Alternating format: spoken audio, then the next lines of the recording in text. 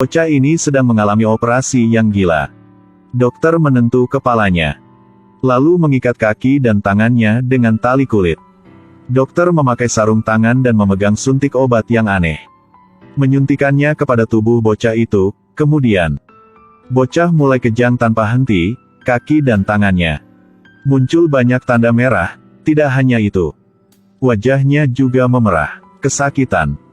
Penuh tubuh tapi dokter tidak berhenti. Gunakan pemangkas untuk mencukur seikat rambut, arahkan ke posisi yang tepat. Lalu gunakan bor listrik lalu bor di kepala dia.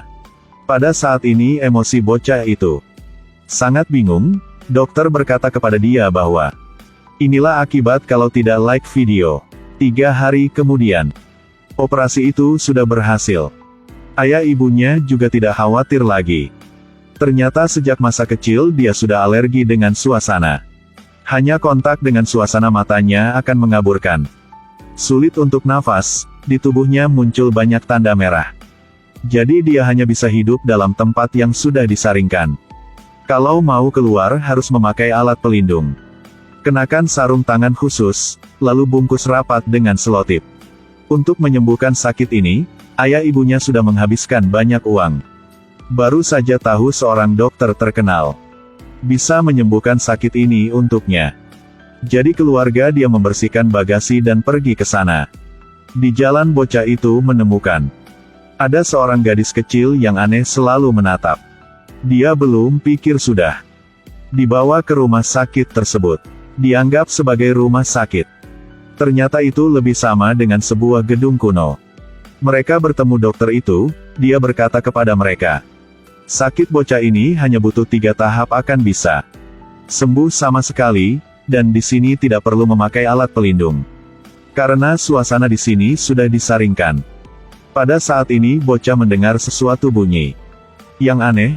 Melihat ke jauh dia menemukan sebuah bayangan hitam pelan-pelan hilang dalam kegelapan. Dokter memimpin mereka ke sebuah kamar. Seperti itu keluarga mereka tinggal di sini. Tidak memperhatikan wajah dokter pada saat ini. Sedang tersenyum secara aneh. Pada malam hari itu, bocah itu mandi dengan air hangat. Inilah kali pertama dia bisa mandi sejak masa kecil sampai kini. Pada tengah malam bocah itu dibangunkan oleh sesuatu bunyi. Dia melihat luar melalui jendela. Tak disangka sebuah tanda tangan membuat dia takut. Keesokan harinya bocah berkata hal ini kepada dokter, maka dia berkata, itu hanya bayangan bocah itu. Setelah berkata segera memimpin dia ke tahap menyembuhkan pertama. Inilah sebuah operasi yang aneh. Bocah diikat kaki dan tangan, kepalanya ditentu. Sterilkan paha dan ambil jarum suntik panjang. Menusuk ke sana. Pada saat ini dokter berkata kepadanya operasi dimulai secara resmi. Setelah berkata segera menyeret sebuah mesin ke sana. Membidik kepala bocah, lalu menyalakan saklar. Cahaya terus berubah, dokter menerima pisau operasi. Pelan-pelan memotong 1 kali. Lalu gunakan pembuka kaleng bir. Menusuk kaki bocah lalu terus berputar. Saya merasa sakit ganti bocah itu bahkan melalui layar. Sebentar kemudian, sumsumnya sudah dikeluarkan. Dan pada saat ini tampaknya bocah itu melihat. Di meja kaca mungkin ada seekor monster, belum lihat jelas. Sudah pingsan, saat dia bangun kembali. Dia sudah kembali kamar, tiba-tiba lihat di luar jendela. Ada suara memanggil, dia dengan penasaran melihat. Maka menemukan seorang gadis memakai baju merah, dia berkata, rumah sakit ini sangat aneh, sebelumnya ada banyak anak kecil ke sini untuk menyembuhkan tapi kemudian sudah hilang dengan aneh. Gadis menyuruh bocah, harus hati-hati. Setelah berkata segera berbalik dan melari. Tentu saja pada malam hari itu keanehan sudah datang. Lemari pakaian di kamar tiba-tiba bergerak. Melalui cermin melihat di belakang tirai. Ada sesuatu bayangan, bocah itu sangat takut. Dia memegang senter lalu pergi ke arah tirai, dia gunakan semua keberanian dan menyeret tirai itu tapi di dalamnya tidak ada apapun. Saat dia berbalik maka lihat sebuah bayangan berdiri di jendela. Bocah takut sehingga jatuh, dia mencoba untuk merangkak ke arah pintu. Pada saat ini sebuah tangan membalikkan tubuhnya. Untungnya ayahnya datang baru saja buat dia tenang kembali. Bocah itu berkata hal ini kepada ayah ibu. Tapi ayah ibu tidak percaya, pikir bahwa dia membayang. Malam keesokan harinya bocah masuk kamar kecil. Lampu tiba-tiba dimatikan, bayangan tersebut muncul lagi. Dia takut dan bersembunyi di lemari pakaian. Tapi bayangan itu masih terus memukul lemari. Sampai ayah ibu datang maka bayangan itu hilang. Melihat nomor-nomor di lemari, bocah semakin percaya bahwa hal-hal terjadi di baru-baru ini bukan bayangan, kalau orang tua tidak percaya. Jadi dia hanya bisa berkata kepada gadis kecil. Setelah dia mendengar, maka mungkin ada sesuatu kata sandi. Bocah itu paham, pada malam hari itu. Diam-diam ke sebuah kamar, tentu saja ada kunci kata sandi di sini. Setelah ke dalam dia menemukan inilah gudang simpan. Dan dia juga menemukan ada rahasia yang besar di sini. Bocah ini alergi udara. Dia diikat kaki dan tangan untuk beroperasi. Secara gila, bocah di rumah sakit juga menemukan hal-hal aneh. Sehingga dia pergi ke gudang simpan untuk menyelidiki, memang menemukan rahasia. Alam buku inilah bocah-bocah disembuhkan di sini. Tapi semua orang setelah dilakukan tahap ketiga sudah meninggal, dan meninggal sangat menakutkan. Bocah takut sehingga menjatuhkan tanpa hati-hati sebuah gelas dan tertarik semua orang ke sana. Pada saat ini bocah tidak percaya siapapun.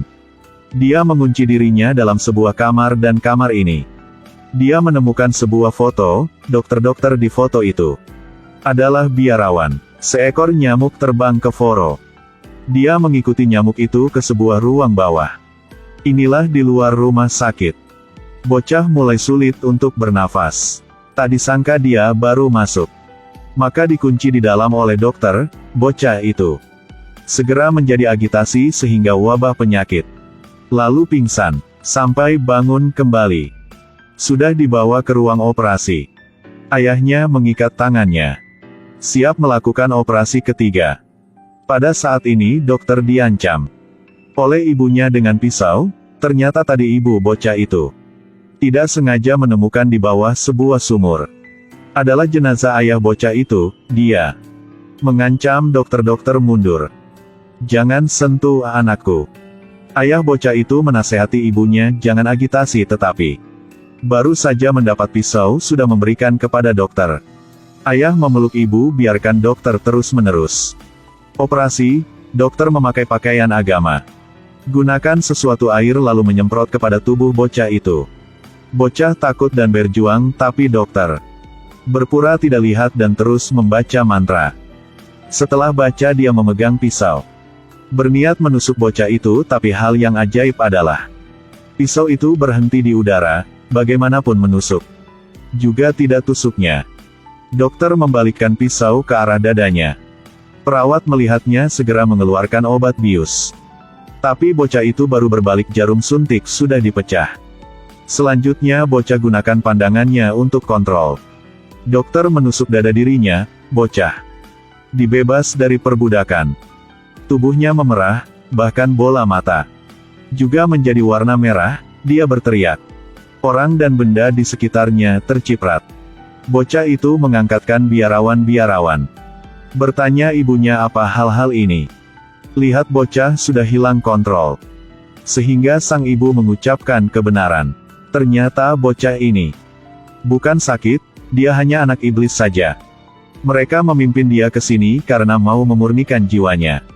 Akhir film, bocah itu mengunci semua orang kecuali sang ibu dalam laut api. Orang tunggu dia di luar adalah gadis sebelumnya, ternyata dia juga anak iblis. Sekarang mau mengantar dia tapi dia memilih tidak pergi bersamanya tapi pilih tinggal bersama ibu. Dia sudah memulihkan hati yang baik. Tampaknya jiwa iblis juga sudah dimurnikan.